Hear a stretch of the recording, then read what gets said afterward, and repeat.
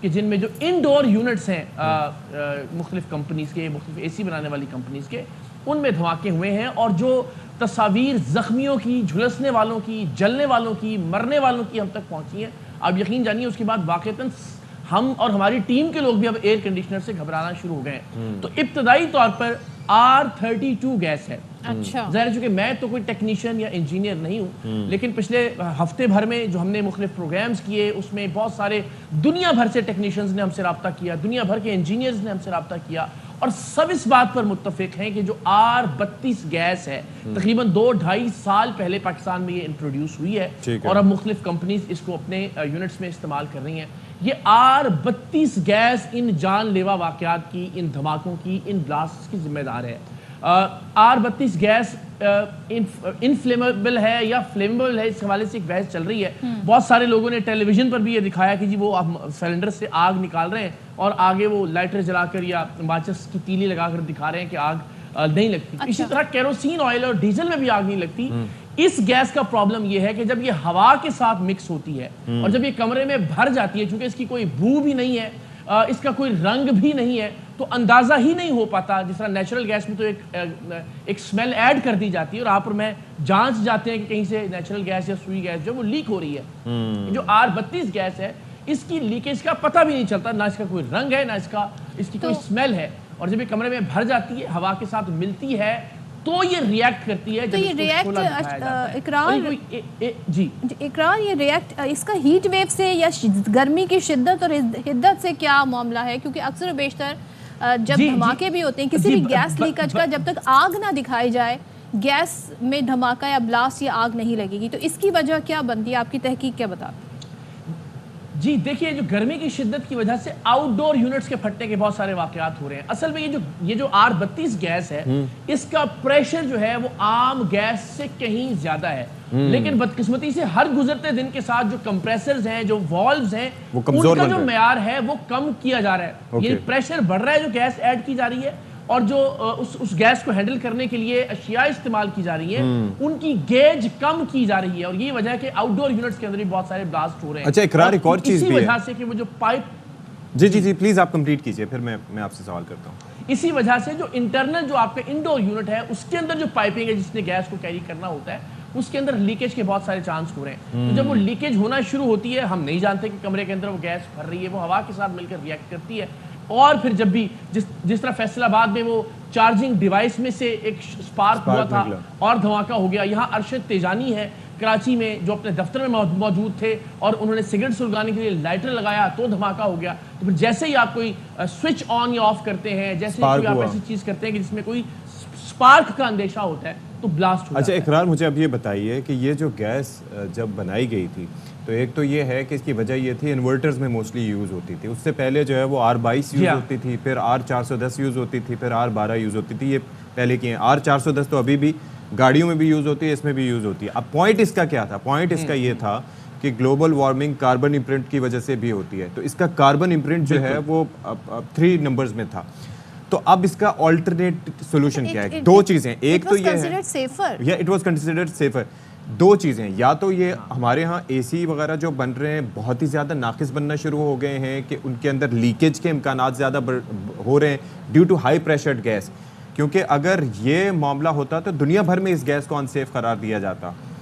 کریں کیا آپ؟ جی اچھا دیکھیے، اس میں یہ بات بالکل ٹھیک ہے کہ اوزون کے لیے نسبتاً یہ R32 گیس کمپیریٹیولی بہتر کنسیڈر کی جاتی ہے ماحول کے حوالے سے، لیکن سوال یہ ہے، مثال کے طور پر سعودی عرب میں R32 گیس استعمال نہیں کی جاتی۔ میں یہ نہیں کہتا کہ اس گیس پر یا اس گیس کو استعمال کرنے والی کمپنیز پر پابندی لگا دیجیے، میں یہ کہتا ہوں کہ ایک سرکاری سطح پر نیشن وائڈ ایک انکوائری کا آغاز تو کیجئے بھائی۔ اگر ایک کے بعد ایک واقعات ہو رہے ہیں، یعنی صرف فیصل آباد میں 3 واقعات ہو گئے ہیں، یعنی میں آپ سے عرض کرتا ہوں کہ جہاں ڈیرہ اسماعیل خان میں ایک واقعہ ہوا، ارشد تیجانی صاحب حالانکہ اتنے معروف بزنس مین ہیں، لیکن یہ نیشنل میڈیا پہ جگہ نہیں بنا پایا، اس لیے کہ بہت بڑی بڑی خبریں آ رہی ہیں نیشنل میڈیا کے اوپر۔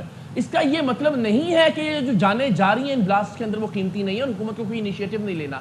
تو میں یہ سمجھتا ہوں کہ اس میں ایک ڈیبیٹ کا آغاز ہونا چاہیے۔ ٹیکنیکلی میں ظاہر وہ سکلز نہیں رکھتا، لیکن حکومت کی ذمہ داری ہے کہ یہ واقعات کیوں ہو رہے ہیں۔ ظاہر ہم اور آپ بھی تو اس پہ بات کر ہی رہے ہیں نا۔ हम और आप भी तो बात कर रहे हैं, तो ज़ाहिर चीज़ें उसमें निकल रही हैं।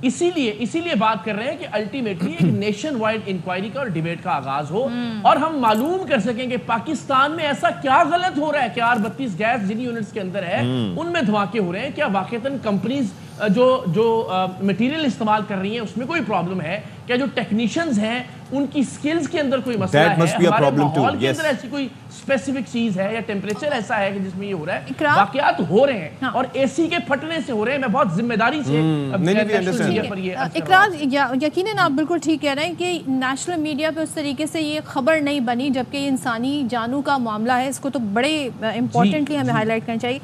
जो कंपनीज जिन के ये एसीज थे, हम ज़ाहिर उनका नाम नहीं ले सकते, लेकिन जहाँ ये फटने के वाक़यात हुए उनमें किसी किस्म का कंसर्न पाया जाता है, बिकॉज उनकी अपनी मार्केट सेल भी इससे ख़राब हो सकती है।